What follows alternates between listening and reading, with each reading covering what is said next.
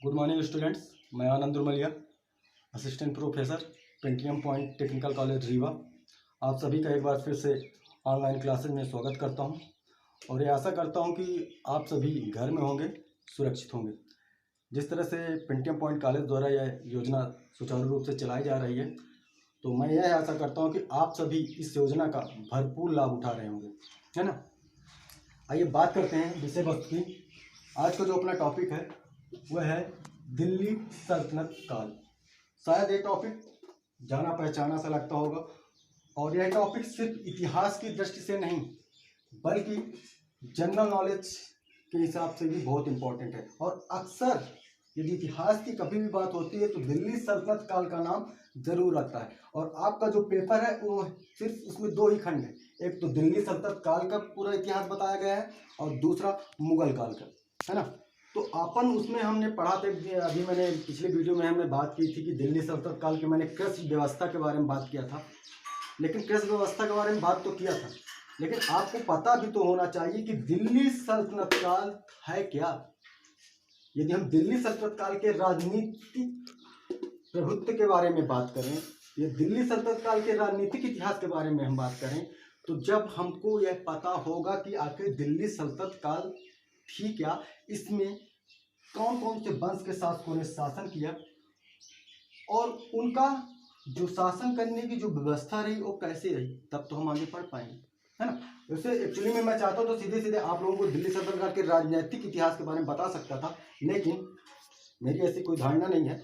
जैसा कि मैंने उस दिन भी बात किया था कि सतही ज्ञान उस दिन तक ही आपका साथ दे सकता है ना। उसके लिए हमें विस्तृत ज्ञान की आवश्यकता है। चूंकि दिल्ली सल्तनत काल में 5 वंश के शासकों ने शासन किया। सबसे पहला जो वंश था जिसका नाम था गुलाम वंश।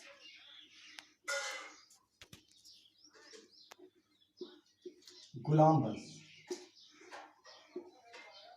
गुलाम वंश का जो शासन काल था वह था 1206 से 1290 ईस्वी, है ना। गुलाम वंश। अब प्रश्न यह उठता है, यह प्रश्न अक्सर आप लोगों ने देखा होगा कि बहुत सारे एग्जाम जो होते हैं, आप लोग कंपटीशन में बैठते होंगे, उसमें यह प्रश्न अक्सर आता है कि गुलाम वंश के संस्थापक का क्या नाम था, है ना। तो इस वंश की जो स्थापना है वह कुतुबुद्दीन ऐबक ने किया था। किसने किया था? कुतुबुद्दीन ऐबक। संस्थापक कौन था इसका? कुतुबुद्दीन ऐबक।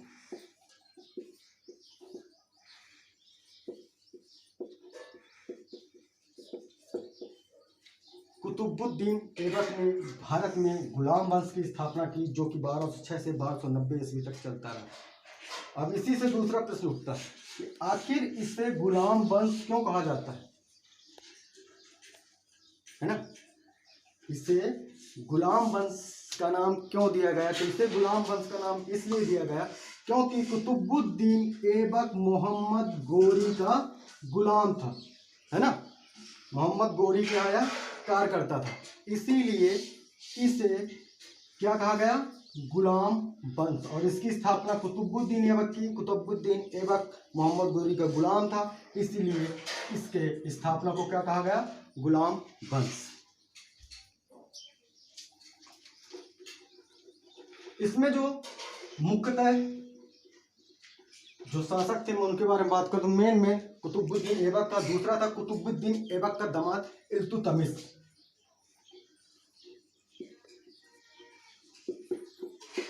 इल्तुतमिश इसने भी जो स्थापना तो कुतुबुद्दीन ऐबक ने की थी, लेकिन उसका विस्तार, शासन सत्ता का विस्तार कुतुबुद्दीन ऐबक के बाद इल्तुतमिश ने किया। इसमें एक प्रश्न भी बनता, बहुत सारे इतिहासकारों में ये कंफ्यूजन है, बहुत सारे इतिहासकारों में विवाद भी है कि आखिर गुलाम वंश का संस्थापक किसे कहा जाए। कुछ लोग इल्तुतमिश को कहते हैं कि कुतुबुद्दीन ऐबक ने, ठीक है, गुलाम वंश की था, लेकिन वास्तविक संस्थापक इल्तुतमिश को मानते हैं, क्योंकि कुतुबुद्दीन ऐबक ने सिर्फ स्थापना की थी और सिर्फ स्थापना से ही किसी वंश का विकास नहीं हो सकता है। इसीलिए बहुत सारे इतिहासकारों ने गुलाम वंश का वास्तविक संस्थापक इल्तुतमिश को माना है। दूसरा बहुत ही इंटरेस्टेड है, आप लोगों ने नाम सुना होगा। इसमें भी एक प्रश्न बनता है, इल्तुतमिश के बाद गुलाम वंश में जिसने शासन किया उसका नाम था रजिया सुल्तान। इससे एक प्रश्न भी आया करता है अक्सर, आप लोगों ने देखा होगा MPPSC में क्वेश्चन आया कि भारत की पहली महिला शासिका का नाम क्या है। तो भारत की पहली महिला शासिका का नाम था रजिया सुल्तान, और यह किस वंश की थी? गुलाम वंश की थी। यह एक महिला होकर भी इसने भारत में एक विस्तृत और सुदृढ़ साम्राज्य का विस्तार किया था और बड़े ही सकुशल ढंग से गुलाम वंश को आगे बढ़ाया था। देखिए, इसमें बहुत सारी चीज़ें हैं। हम लोग इतिहास को पढ़ते हैं, लेकिन इतिहास को सिर्फ हम इतिहास को एक विषय के रूप में पढ़ते हैं, लेकिन इतिहास हमें बहुत सारी शिक्षाएं नहीं देते। इतिहास हमें ज्ञान तो देता है, साथ साथ हमें व्यवहारिक ज्ञान भी प्रदान करता है।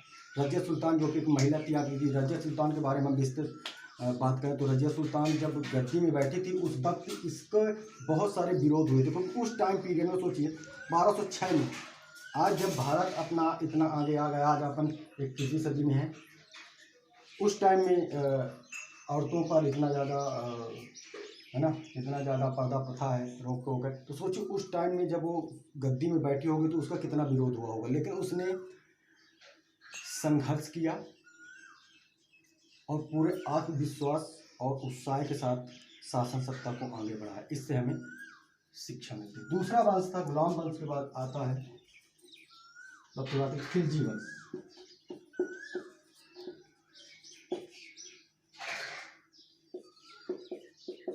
गुलाम वंश के बाद दूसरा वंश जो आता है खिलजी वंश। इसकी जो 1290 से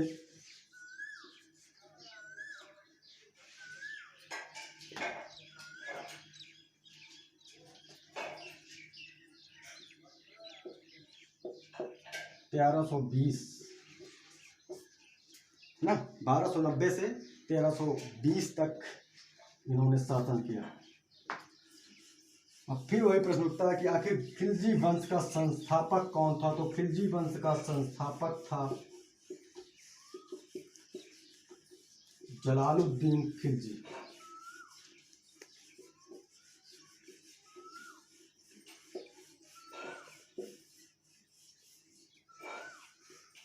जलालुद्दीन खिलजी ने खिलजी वंश की स्थापना की, लेकिन इसने सिर्फ स्थापना की, लेकिन वास्तव में जिसने खिलजी वंश में जो खिलजी वंश को आगे बढ़ाया, खिलजी वंश का जिसके कारण नाम आता है उसका नाम था अलाउद्दीन खिलजी।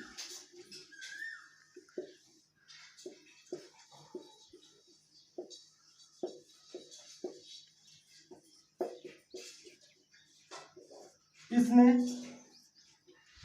भारत में अनेक ऐसे कार्य किए, अनेक ऐसी व्यवस्थाएं लाई जो इसके पहले जो शासक थे उन्होंने नहीं किया। सबसे इम्पोर्टेंट चीज़ जो इसने भारत में लाई उस समय पे बाजार नियंत्रण व्यवस्था, क्योंकि पहले अपने देश में वस्तुओं की कोई मूल्य या कीमत निर्धारित नहीं होती थी, जिसके कारण लोग मनमाने तरीके से वस्तुओं का व्यापार करते थे, जिसके कारण काला व्यापार होता था, है ना। लोग मनमाने ढंग से किसी वस्तु की कोई भी किसी भी कीमत में बेच देते थे जैसा इंसान। लेकिन इसने सर्वप्रथम वस्तुओं की कीमत निर्धारित की और बाजार नियंत्रण को भारत में लाया, जिसके कारण भारत में काला बाजारी पूरी तरह से बंद हो गई। दूसरा काम इसने जो सबसे महत्वपूर्ण किया, इसके समय में अलाउद्दीन खिलजी के समय में जो भारत का साम्राज्य था बहुत अधिक विस्तृत हो गया था, है ना। मतलब कहा जाए तो इसने एक महान शासक होने के साथ साथ यह एक इसके राज्य के बारे में बात करें तो राज्य की व्यवस्थाओं को भी इसने नई नई चीजें भारत में लाई, है ना।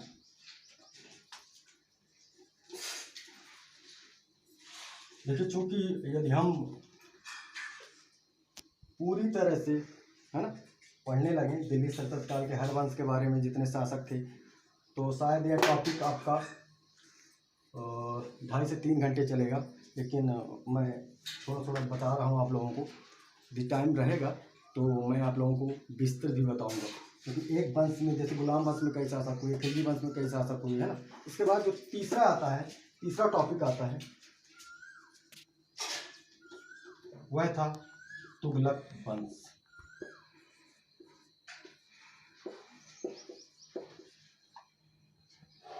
ये टॉपिक ऐतिहासिक दृष्टि से बहुत महत्वपूर्ण है। इस टॉपिक को जब भी मैं पढ़ाता हूँ मुझे इसके जो मेन शासक है उसका नाम याद आ जाता है, क्योंकि उसके बहुत सारे नाम दिए गए हैं और उसको बहुत सारी उपाधियाँ भी दी गई हैं। और उसने अनेक ऐसे कार्य किए हैं कि जिससे जो इतिहासकार काफ़ी संदेह में पड़ गए हैं कि आखिर इसका क्या नाम दिया जाए, है ना।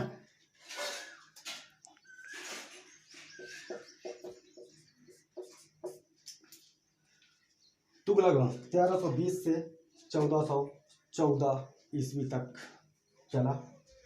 प्रश्न उठता है कि तुगलक वंश के संस्थापक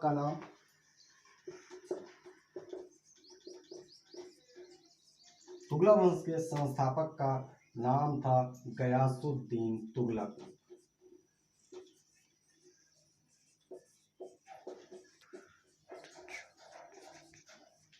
इसने तुगलक वंश की स्थापना की थी। लेकिन यदि तुगलक वंश का जब भी नाम आता है तो एक नाम सबसे पहले आता है। शायद आप लोगों ने अभी सुना होगा या आपने पिछले कहीं पढ़ा होगा, लोग उपाधि दिया करते हैं। जो भी किसी भी योजना को बहुत जल्दी सुचारू रूप से चालू कर देता तो उसे कहते हैं कि तू तो एकदम मोहम्मद बिन तुगलक जैसे काम कर रहा है ना। मैं उसी शासक के बारे में बात करूँगा, मोहम्मद बिन तुगलक।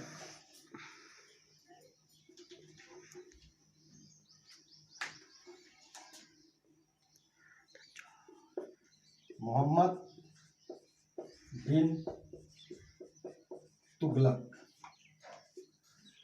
शायद मैं मोहम्मद बिन तुगलक के बारे में एक अलग से वीडियो भी बनाऊंगा, क्योंकि इसको पागल सुल्तान कहा गया था। आखिर मोहम्मद बिन तुगलक को पागल सुल्तान क्यों कहा गया, आखिर इसके पीछे क्या कारण थे, है ना।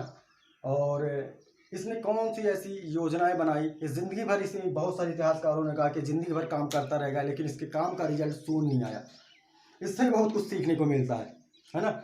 इसलिए मैं मोहम्मद बिन तुगलक के बारे में एक अलग से वीडियो तैयार करूँगा, है ना, जो आप लोगों को अगले नेक्स्ट वीडियो में मोहम्मद बिन तुगलक के बारे में विस्तृत जानकारी प्राप्त हो जाएगी। मैं आशा करता हूँ कि आज आप सब लोग गुलाम वंश और खिलजी वंश के बारे में पूर्णतः जानकारी प्राप्त कर लिए होंगे। अगली वीडियो आएगी, वह वीडियो सिर्फ मोहम्मद बिन तुगलक के बारे में ही आएगी, क्योंकि ये मेरा मैंने अक्सर इस टॉपिक में विस्तृत में ही बताया है और बड़ा मज़ा आता है इस टॉपिक को पढ़ने में।